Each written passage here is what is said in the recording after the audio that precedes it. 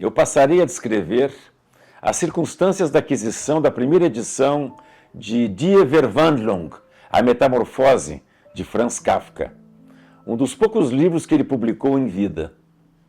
A obra foi lançada em Leipzig pela Kurt Wolf Verlag em 1915, 9 anos antes da morte do escritor. Eu comprei essa raríssima edição há uns 15 anos de um senhor chamado Hans Knobel, que vivia na periferia de Berlim. Eu estava na cidade para coletar obras de artistas alemães que se apresentariam na Bienal do Mercosul.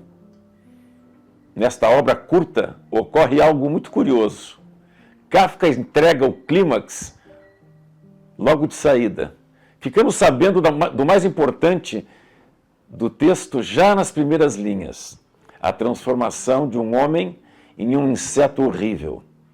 O caixeiro viajante Gregor Samsa, num certo dia, acorda e se vê transformado em um inseto repulsivo, o que vai provocar grande reação na sua família, até então sustentada por ele. Aos poucos, vão se rompendo as relações de afeto, mesmo por parte da irmã Grete, de quem ele muito gostava. Desde a sua publicação, a história originou muitas interpretações, inclusive psicanalíticas. Alguns associam o elemento opressivo que aparece em muitas obras de Kafka à sua conturbada relação com o pai, uma figura forte e dominadora, como ele revela nos textos de Carta ao Pai. Kafka nasceu em Praga, numa família de judeus da Europa Central. Na época, a cidade pertencia ao Império Austro-Húngaro e hoje é a capital da República Tcheca. Kafka escrevia em alemão, embora fosse também fluente no idioma tcheco, que ele prezava igualmente. Sua obra marcou muitos escritores, como Borges, Cortázar, Garcia Marques e tantos outros. A Metamorfose e o Processo são as suas obras mais conhecidas. Porém, a que mais me marcou foi O Castelo, Das Schloss, no original, lançada póstumamente. É a história de K, o mesmo sobrenome do personagem de O Processo. Ele é contratado para trabalhar com o conde, mas não consegue ter acesso ao seu castelo por mais que ele tente. A obra pode representar uma crítica à burocracia do seu país, a expressão da sua visão sobre o judaísmo, o seu próprio inconsciente ou até as incertezas de um tempo de grande urbanização pós-guerra. K não tem respostas para as suas perguntas. O seu mundo é o do silêncio. Na semana em que eu estava em Berlim, como disse, eu adquiri esse original raríssimo de A Metamorfose, datado de 1915. As circunstâncias eu compartilhei com poucas pessoas. Quando narrei a Leonor o que me aconteceu, ela não acreditou. Minha irmã Margarete e meu irmão Carlos tampouco acreditaram no meu relato. O Sr. Martin Schwank era o dono de uma livraria na região central de Berlim. Eu o havia contatado por telefone sobre o meu desejo de adquirir a primeira edição de A Metamorfose de Kafka. Ele me explicou que seria somente o intermediário do negócio, pois a obra pertencia a um senhor de nome Hans Knobel, e que eu me preparasse, pois ele era um tipo incomum. O seu comentário só fez aumentar a minha curiosidade. Ao chegar a Berlim, eu telefonei para a livraria do Sr. Martin e ele combinou comigo que na manhã seguinte nós iríamos até o local onde vivia o Sr. Hans Knobel. Eu estranhei quando ele me antecipou que seria mais conveniente irmos encontrá-lo à luz do dia. Disse que eu entenderia depois o sentido da sua afirmação. No dia seguinte, Leonor foi dar um passeio pelo Jardim Zoológico de Berlim e, enquanto a mim, eu nunca imaginaria o zoológico que eu próprio visitaria. O Sr. Hans Knobel nos recebeu sorridente no portão da sua propriedade. Ele era um senhorzinho muito agradável, inteligente e cultíssimo. Desde o início da nossa conversa, eu tive a certeza de que ele tinha muita leitura. Eu sempre soube reconhecer as pessoas pelo seu modo de falar. Ele citava passagens de obras literárias menos comuns. Foi um dos poucos amigos que fiz na minha vida e que conhecia profundamente a obra de Kipling, um autor que eu sempre considerei excepcional. Eliot o elogiava muito e Borges também. De saída, ele fez uma piada comigo chamando-me de Mowgli, o personagem de O Livro da Selva, de Kipling, criado pelos lobos. Segundo o Sr. Hans Knobel, a razão do apelido que ele me dera era que, ao contrário da vasta maioria das pessoas, eu não parecia me assustar com o lugar onde ele vivia. Como Mowgli, eu parecia familiarizado com a selva. Ele disse que eu não me preocupasse, pois havia aceitado o valor da minha oferta pela primeira edição de A Metamorfose e que ele iria se desfazer da obra porque metamorfoses não lhe faltavam. O dinheiro da venda ajudaria na alimentação dos seus amiguinhos.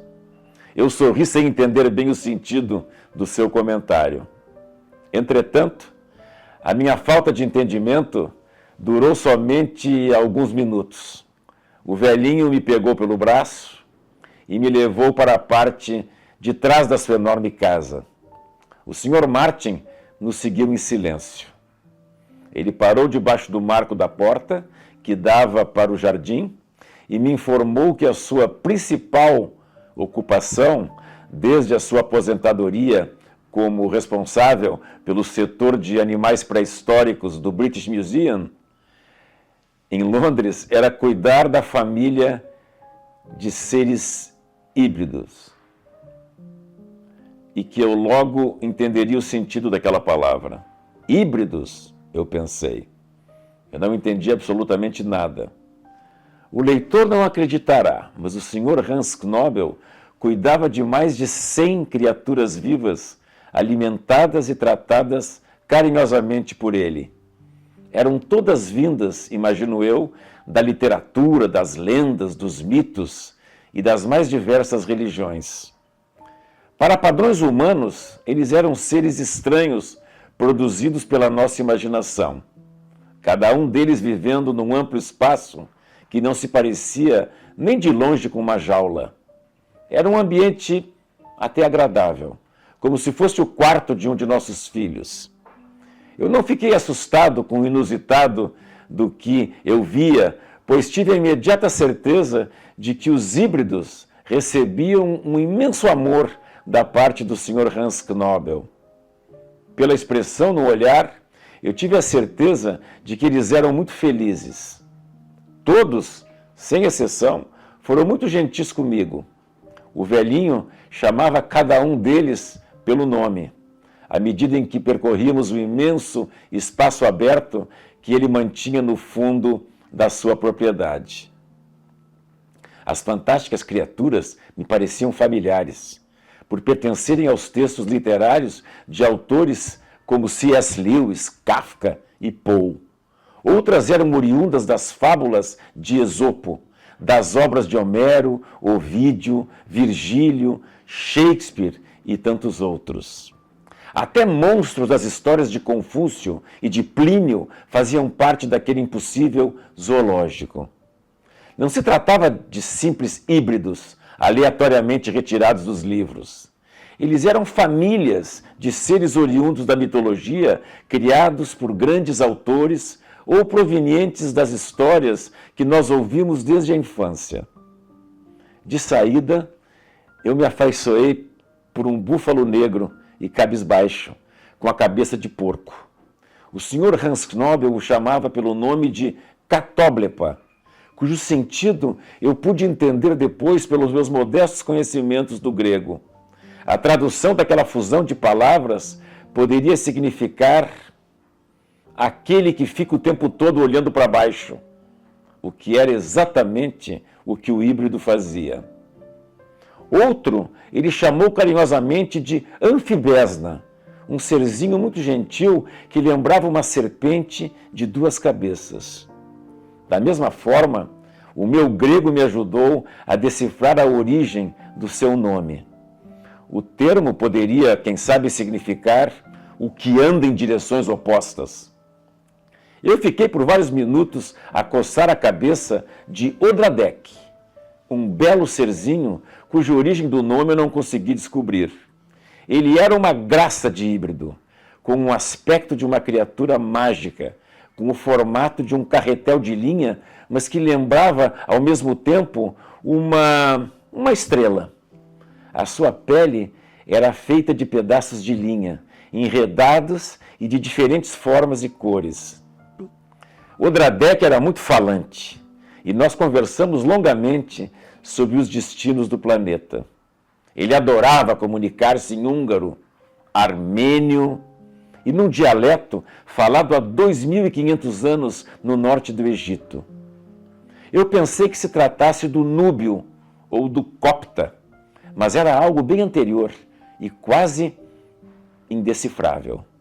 O híbrido era de uma vivacidade e de um raciocínio de dar gosto.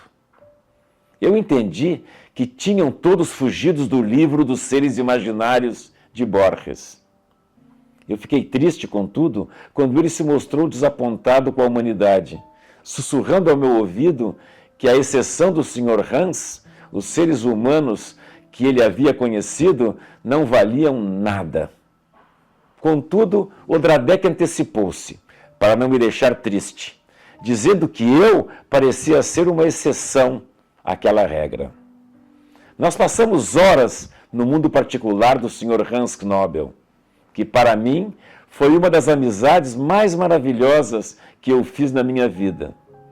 Tanto ele quanto seus híbridos sabiam de antemão da vida dos meus familiares e amigos, com detalhes de causar surpresa em qualquer pessoa. Davam-me a nítida impressão de que para eles não era preciso conhecer as pessoas para amá-las ou para ter por elas os melhores sentimentos. Eu amei também os gnomos e os centauros que conheci. Os centauros tinham migrado das regiões montanhosas e das florestas da Tessália e da Arcádia, diretamente da mitologia grega para o jardim da casa do Sr. Hans Knobel. Um deles me disse ser descendente de Ixion e de uma nuvem feita por Zeus. Eu reconheci também Quiron, um centauro que eu já havia citado num dos meus livros de poesias. Ele era filho de Cronos e de Filira. Folo vivia com eles e eu o saudei meio de longe. Era um grande amigo de Hércules. Morrera acidentalmente num conflito, mas o nosso bondoso velhinho conseguira, sei lá como, ressuscitá-lo. Felizes eles me confidenciaram que sobreviveram inicialmente alimentando-se apenas com o calor humano do Sr. Hans Knobel. E já tinham descendentes, todos nascidos nos jardins da propriedade. Eu conversei profundamente também com a esfinge e fiquei encantado com o seu corpo de leão e a cabeça de aparência humana. Foi curioso ela ter me dito que era de origem grega, pois a sua cabeça parecia egípcia, lembrava de um faraó e o seu corpo o de um leão. A sua cunhada, que a esfinge me apresentou com muitos rapapés e formalidades, ela sim parecia ser mesmo grega, com o corpo de leão e as asas e o rosto com ares femininos. Mas insistia em me dizer que era de fato egípcia. Isso não importava, pois as duas foram delicadíssimas no contato comigo. Disseram que a sua avó, a esfinge de Gizeh, era famosa no mundo dos seres humanos e possuía o corpo de um leão e a cabeça do faraó Kefren. Fumando um charuto daqueles cubanos e dormitando à sombra de um belo plátano, eu encontrei também o Golem, a criatura lendária, eu diria até assombrosa, do folclore judaico. Ele era feito de barro. Ao apresentar-se para mim, ele disse que vinha da cidade de Praga e que fora criado por um rabino de nome Bezalel, com o objetivo de proteger os judeus das perseguições. Por razões que até o Golem não quis comentar, ele teria se voltado contra o seu Criador, perdendo o controle e passando a fazer maldades. Mas depois de ter conhecido e ter sido transformado pelo Sr. Hans Knobel, tudo havia mudado. Ele se sentia muito bem, não mais se assustava ou assustava ninguém e tinha muita vontade de ajudar as pessoas que precisassem dele. Ele disse que se eu necessitasse um dia do seu auxílio, eu poderia telefonar para o Sr. Hans Knobel e pedir para falar com ele. O bom velhinho logo o avisaria. Nós discutimos sobre os mistérios da vida, sobre filosofia e sobre os medos da humanidade. Depois, eu recitei alguns poemas de Walt Whitman e reli para ele o conto Uma Alma Simples, de Flaubert, que eu adoro, com a ajuda de duas fadas encantadoras que me faziam coro. Ele retribuiu com a leitura de Noites Brancas, de Dostoiévski. O Sr. Hans Knobel me levou depois para um lindo campo, onde havia uma plantação quase interminável de lavandas, com um perfume simplesmente inesquecível e maravilhoso. Lá, eu pude conversar com vários personagens das fábulas de Esopo, os quais nos ensinavam sobre muitas das virtudes humanas. Encontrei a formiga e a cigarra. A primeira representava o trabalho e a prudência, enquanto a outra, a preguiça e a falta de planejamento. Contudo, a cigarra explicou-me que o seu jeito de ser não era o correto, pois dizia que o mais importante era de fato dar valor ao trabalho e planejar um futuro melhor e mais seguro. Já nos primeiros dias de convivência com o Sr. Hans Knobel, ela fez a sua autocrítica. Falei também com a lebre e com a tartaruga, a primeira confiante na sua velocidade, enquanto a segunda, a tartaruga, era bem mais perseverante. Dizia que deveria seguir de modo determinado o seu caminho, mesmo que lentamente, pois o mais importante era persistir e não subestimar os demais. Revi logo após as fábulas do leão e do rato, do corvo e do jarro, do lobo e do cordeiro, e até da raposa e das uvas. A raposa me disse que aprendera a não mais desprezar as uvas, somente porque não conseguia alcançá-las e depois comê-las. Como foram boas as lições de moral que aprendi nas nossas conversas. Todos os habitantes daquela inacreditável área no fundo da casa do Sr. Hans Knobel foram unânimes em me dizer que o simpático velhinho havia perguntado a cada um deles o que os deixaria mais feliz. As demandas eram tão simples e facilmente executáveis que não haveria a menor dificuldade em atendê-las. Uns falaram que adorariam viver próximos de um jardim com flores bem perfumadas, e o velhinho plantou lindos roserais e filas e mais filas de lavandas com os perfumes mais maravilhosos. Outros queriam ouvir o canto dos pássaros, e ele pôs latinhas com sementes, frutinhas e tudo que os pássaros sonhariam comer. Assim, vieram pássaros de todos os lugares para as redondezas, e eles passaram a cantar belas canções ao amanhecer. Houve até híbridos que disseram ao Sr. Hans Knobel que queriam viver bem próximos a um pomar, com uma grande variedade de frutas. Pois ele então plantou árvores frutíferas das mais variadas. Em resumo, ele atendeu a todos, com a sua forma simples de viver em comunidade. Como foi prazerosa a minha visita ao mundo do Sr. Hans Knobel. Eu saí de lá feliz por ter conhecido seus híbridos, os monstros por ele pacificados, os personagens das ficções, da mitologia, enfim, todos os seres que povoam o mundo fantástico da cultura. Segundo o Sr. Martin, que nos acompanhava na visita, conhecer o Sr. Hans Knobel era um privilégio para poucos. Nós então nos abraçamos e nos despedimos. Catóblepa chorou, secou depois as suas lágrimas e disse que jamais esqueceria de mim. Anfibesna implorou que eu ficasse e morasse com eles. Odradek pediu que eu coçasse uma última vez a sua cabeça. A esfinge me deu vários conselhos, que eu usaria para sempre. O Golem entregou-me uma sacola com frutas para que eu comesse durante a minha viagem de volta. A lebre da fábula de Esopo deu-me a sua patinha e me acompanhou até a porta. Os demais não poderiam ter sido mais carinhosos comigo.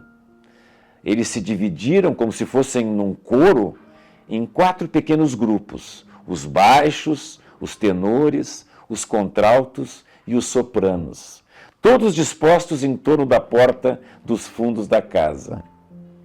Enquanto eu me despedia, eles cantaram o Salmo 34 do Antigo Testamento, cuja autoria é atribuída ao rei Davi, e que revelava sua gratidão pela bondade de Deus e pela proteção divina.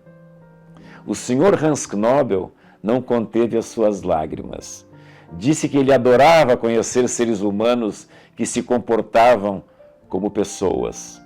Ele abraçou-me, emocionado, e passou às minhas mãos a primeira edição de A Metamorfose de Kafka. Fiquei feliz pelo livro, mas eu ficaria igualmente contente, eu imagino, se saísse de lá com as mãos vazias, pois o Sr. Hans Knobel, os seus híbridos e os demais integrantes do seu mundo mágico encheram o meu coração de alegria.